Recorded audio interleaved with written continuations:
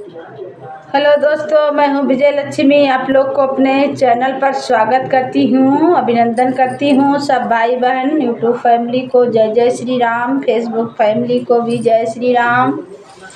तो एक बहुत प्यारा सा पचरा गीत, माता जी का दिन चल रहा है तो देवी गीत पचरा है, सुनाने जा रहे हैं। आप लोग सपोर्ट कीजिएगा, लाइक कीजिएगा, सब्सक्राइब कीजिएगा, कमेंट कीजिएगा। जो नहीं जुड़े हैं जुड़ जाइएगा, फॉलो कीजिएगा और आप लोग सपोर्ट कीजिएगा, हम भी आप लोग को सपोर्ट करेंगे। तो जय श्री राम, जय माता की।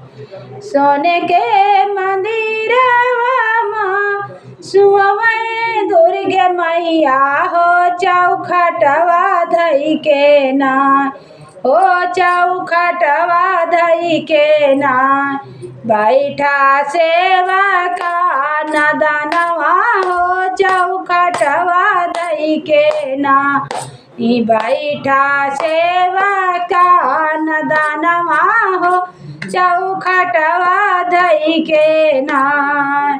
काहे कहिया बैठे सेवका हमारी दुआरिया हो, चौखटवा धई के ना आयो भोरे बिन सरवा हो, चौखटवा धई के ना आयो भोरे बिन सरवा हो, चौखटवा धई के ना। सब का तो दीहियो मैया धन दौलतिया हो, हमारी बेरिया नाय हो मैया, हमारी बेरिया नाय।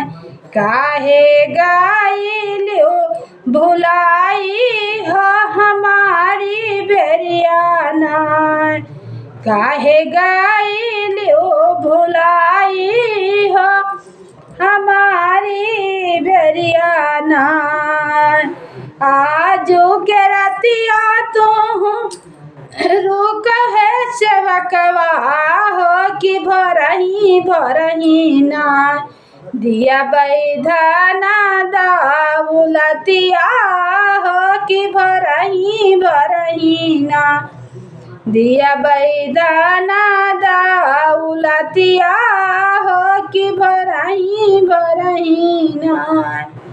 सोने के मंदिरवा सुवै दुर्गे मैया हो, चौखटवा धई के ना बैठा सेवा का नदनवा हो, चौखटवा धई के ना बैठा सेवा का नदनवा हो, चौखटवा धई के ना। सब का तो दी काहे का बैठे सेवका हमारी दुआरिया हो, चौखटवा धई के ना आयो भोरे भी न सरवा हो, चौखटवा धई के ना। सब का तो दीहियो देवी बेटवा पतोहिया हो, हमारी बेरिया नाय हो, हमारी बेरिया नाय। काहे गाइलियो भुलाई हो, हमारी बेरिया नाय।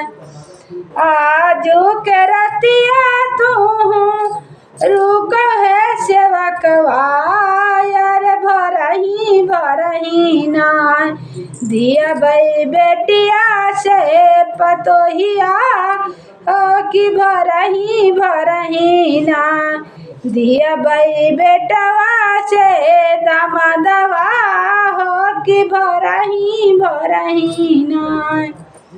सोने के मंदिरवा सुवै सातो बहिना हो, चौखटवा धई के ना बैठा सेवा का नदनवा हो, चौखटवा धई के ना। सब का तो दीहियो मैया महला अटरिया हो, हमारी बेरिया नाय मैया हमारी बेरियाना काहे जो पड़ी छवायु हो हमारी बेरियाना।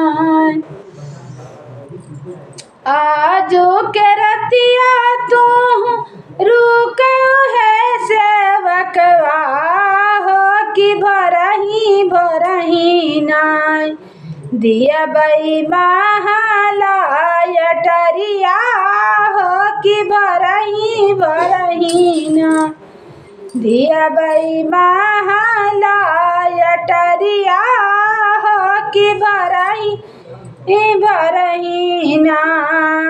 सोने के मंदिरवा मासुआ सात बहिरा हो चौखटवा धई के ना बैठा सेवा का नदनवा हो चौखटवा धई के ना।